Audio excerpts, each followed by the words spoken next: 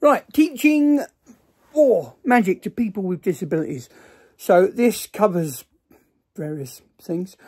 So when all this began, everyone always suggested the David Copperfield book. I can't remember it off the top of my head, but there's a David Copperfield project that he did about doing magic and how good it is for people because it increases cognitive skills, coordination, grasp and release, forearm rotation, functional skills. Yeah, that's wonderful.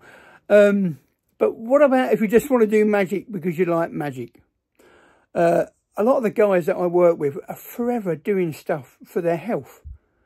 So let's have a break from that and let's have some fun and do magic because we love doing magic, not because it's going to help me use a fork.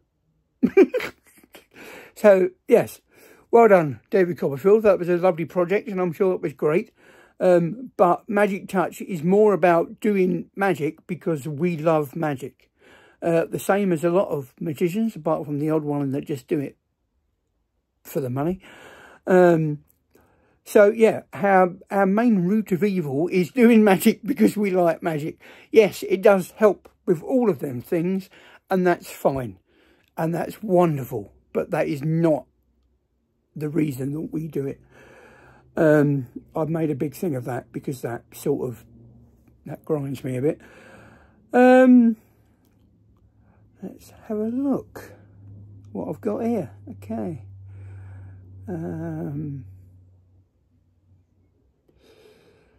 Teaching. Yeah, so when all this started, it was about simple tricks that could be done, breaking down tricks into movements, into single or double or triple word commands. So, for instance, when I read this back earlier, I got confused. So I will explain what I was talking about. So obviously, if I'm with Jonathan, who's got cerebral palsy, I'm not going to attempt to get him to do a card flourish or anything, because it'll take him a week to open the packet of cards. It's not practical. So basically, something like, here we go. So a dove pan. So this would be set already. He lifts up the lid, he places it, he lifts the lid off. That's it. He can do that. So they can pick the lid up, they can put it on the base, he can take the lid off. Then he can take out whatever's in there. It might take Jonathan a while, but he will do it. Make them wait. They want to go and see a quick show, they can book hand clock. Okay, so this is just breaking it down. Colour changing casino chips, although they're fiddly, they're small, but they can be set. One can be placed on top of the other and then it can be slid off. Done. I've got change bag, place, switch, remove. So even if I do stuff with Jonathan, Jonathan will take stuff out the bag. I will do the mechanism. I will set it. I'm sure he would love to set it, but it would take forever. He knows that. So I set everything and I'm a bit, whatever the word is, I want to set my stuff so I know what's going wrong. Then if it goes wrong, I know it's my fault. So if we will do the change bag, I will put stuff in, he will take it out. The Rubik's shell, place, squeeze, lift. Jonathan can do that, although it's one of these tricks for Jonathan in particular because his hands do what they want. He knows what he wants to do, but his hands have got other things going on. And that it doesn't always work, and that's fine. And normally we find that out when we're doing a show and he's trying to put silks into a bag or he's trying to pull a rope out or something. But I force it into his fingers. I, help him and get things where they need to be so we can carry on. So it's not a problem, just that sometimes it will work and sometimes it won't work. Lights from anywhere is a prime example. Matt was ages learning that, and Matt can now do it. Matt's got cerebral palsy. Jonathan hasn't got enough motor skills to do that, so it will be on off, probably thumb tip on the floor. The latex Coke bottle, cover it with a cloth and a squash, that can be done. Although with Jonathan, his hands, like I say, are everywhere, so sometimes I will guide him to squash, so you don't, you know, knock it sideways and then it falls off or rolls off the table or something. Right, I try to keep things simple and fun, using colour, noise and chaos. I try to use familiar objects, so magic, things with magic with things, shut up JJ, magic with things that people will know. Else, you know, why would I have that? It's a bit weird. I don't really use cards unless I'm asked, because the risk is it's not going to pay off at the end.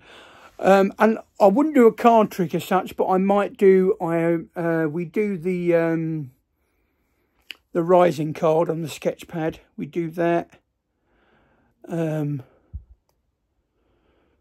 Sometimes we do the chosen card stapled to my face. We've done that, but that's for a big audience. That's not just for a disabled group or anything like that. I don't really do predictions. Well, if I do, I don't say prediction, because the guys that I work with haven't got a clue what prediction is. It's a guess. The following tricks work really well with visually impaired people. Now, obviously, there's only a few on here, and a lot of it is how you handle the tricks in particular. And obviously, a lot of it is dependent on the person. Like I said before, you might do sponge balls with someone and they might tell you how many sponge balls you've just put into their hand. The same with coins. They will know the weight. They will know if they're real coins or if they're not. Sometimes, but that's a risk that you can't always take. Right, okay, so production vanish, obvious. And that can be anything, and you work out yourself how you're going to handle that. So something's there, then it's gone. Easy. And easy, obviously someone with a possible learning disability will know that something was there and then it's gone. Okay, so that's not a hard one. Some form of penetration. So we do the nails through the brass block, that sort of thing. There's one with polos, which I'd like to get hold of. That would work. And they work particularly well for visually impaired people, because they can feel them, they can put the nails through, they can take the nails out, they can feel the solid block. A transformation, so where something goes in and comes out different. A change bag is a prime example, but with a change bag, I tend to guide the hand where I want it to go, else they're going to feel through the centre bag, if that makes sense. So they're going to be like, well, what's that? I can feel something. So put their hand in, get it, take it out quick. Restoration. So torn and restored newspaper. I've done torn and restored with Braille, which does work, but Braille is very thick and very expensive. So I don't do that often. In fact, I think I've done it once. Transportation. So moving one thing to a different place. So going back to the vanishing silk,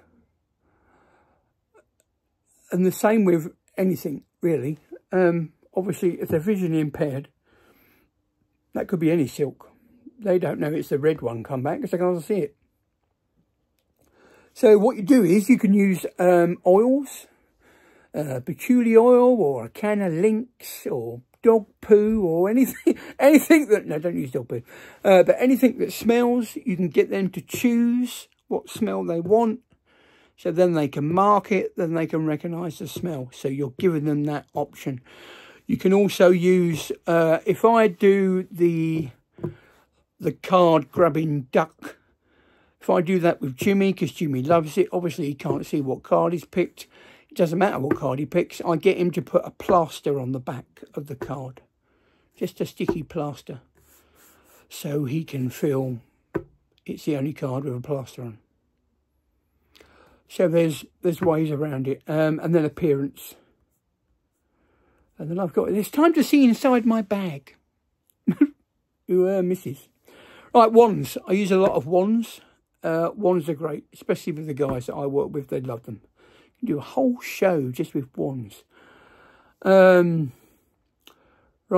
other things that I use, and these are for visually impaired. So I use a Dove pan, and I use, as classy as it is, I'm not getting rid of it because I love it, but I use a Dove pan with a tiny bra, and then the lid goes on, and when they take it off, they find a massive bra. So that's fine. Cut and restore rope. I cut the rope, but if they're grown-ups, you know, if they want to use the scissors, they can use the scissors. Jumping fish from side to side, and then it ends up in the middle. Three-way change bag with the knitted loops where you have loads and they make a big chain. That's a good one to be touched. Sponge balls, but I've got sponge tomatoes. Sponge tomatoes. Colouring book and the paint pot. Obviously, that's no-go for visually impaired because there's nothing there that they can feel because it's flat. So I don't quite know why that's there. But there you go. That got me thinking. Even the paintbrush, because the paint is obviously it's flat, so they won't feel the colour change. So no, that's no good. The ladder from nowhere, I've done that several times with groups of visually impaired people helping me take the ladder out of the bag. Yes, they feel the ladder. Oh, you can't do that. They touch the ladder. It's not so much that the ladder's not real. They never really question. That's never been questioned. For them, it's the fact that it's coming out of a bag. How did it get in a bag? So it's magic. It's still magic. And I get them all round the bag, and the bag's on a chair, and they can feel under the chair, and we pull the large ladder up, and I make sure they feel how tall the ladder is. God, there'd be magicians spitting on me now, I would think.